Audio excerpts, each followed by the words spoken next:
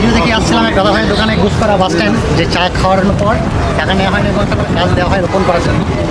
নমস্কার সকলকে, দেখুন আজকে কোথায় এসেছি। এটা হচ্ছে ঘুষকরা একটা দোকান আছে বাস স্ট্যান্ডের সামনে, যেখানে দাদা ভাই মঙ্গলবার দিন সকলকে ফ্রিতে চা খাওয়ান এবং একটা গাছ দেন রোপণ করার জন্য। এটা জানতে চাইছি যে দেন ওনার মেন উদ্দেশ্যটা কী, তা সকলকে বলবো ভিডিওটা স্কিপ করবেন না, দেখতে থাকুন।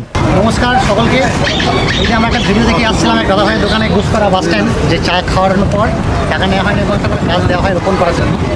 এই দেখাচ্ছি দাদা ভাইয়ের সঙ্গে পরিচয় করাচ্ছি, এটা কোনো ফেক ভিডিও না। দাদা ভাই নমস্কার, পাড়াবাড়ি থেকে আসছি। কিছু খুব ভালো লাগলো।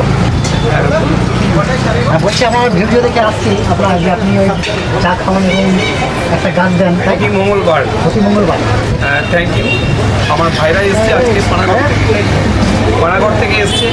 আমি খুব গর্বিত এবং আমাকে খুব ভালো লাগছে যে আমি প্রতি মঙ্গলবার হচ্ছে এখানে অসহায় মানুষদেরকে প্রতি মঙ্গলবার হচ্ছে যে 12টা থেকে খাওয়ানো হয়, এবং প্রতি মঙ্গলবার হচ্ছে আমি এখানে একটা চা খেলে হচ্ছে যে একটা গাছ আমি ফিরিয়ে দিই। তো এটা দেখে ভাইয়া আজকে এসছে, আমারও খুব ভালো লাগলো। আর আমার গাছ দেওয়ার বিশেষ করে উদ্দেশ্য হচ্ছে যে দেখুন, গাছ হচ্ছে আমাদের একটা মানে কি বলবো, একটি গাছ একটি প্রাণ। যার জন্য আমার মেন উদ্দেশ্য হচ্ছে চারিদিকে হচ্ছে বাগান বলুন, অনেক দিকে হচ্ছে জঙ্গল কেটে হয়তো মানে ফাঁকা হয়ে যাচ্ছে। আমরা দেখেছি, পরিস্থিতি দেখছি অনেক জায়গায় আগুন লাগিয়ে পুড়িয়ে দেওয়া হতে হয়, যার জন্য কিন্তু গাছের সংখ্যা আমাদের অনেক কমে যাচ্ছে।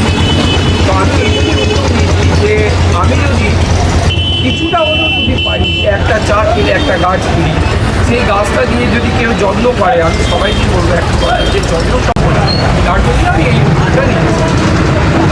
দাদা ভাইয়ের কাছে চা খেতে গেলে আপনাদেরকে মঙ্গলবার আসতে হবে, ওর জন্য কোনো টাকা লাগে না, এবং একটা গাছ দেবেন আপনাকে, গাছটা রোপণ করতে হবে। অবশ্যই।